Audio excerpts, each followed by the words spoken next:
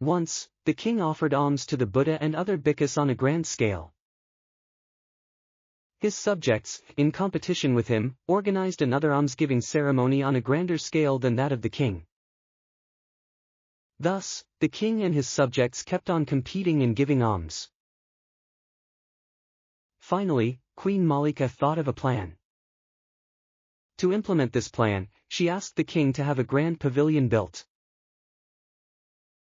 Next, she asked for 500 white umbrellas and 500 tame elephants. Those 500 elephants were to hold the 500 white umbrellas over the 500 bhikkhus. In the middle of the pavilion, they kept 10 boats which were filled with perfumes and incense. There were also 250 princesses, who kept fanning the 500 bhikkhus. Since the subjects of the king had no princesses, nor white umbrellas, nor elephants, they could no longer compete with the king. When all preparations were made, alms food was offered.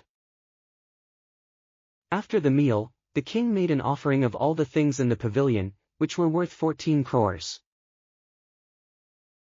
At the time, 2 ministers of the king were present. Of those 2, the minister named Junha was very pleased and praised the king for having offered alms so generously to the Buddha and his bhikkhus. He also reflected that such offerings could only be made by a king.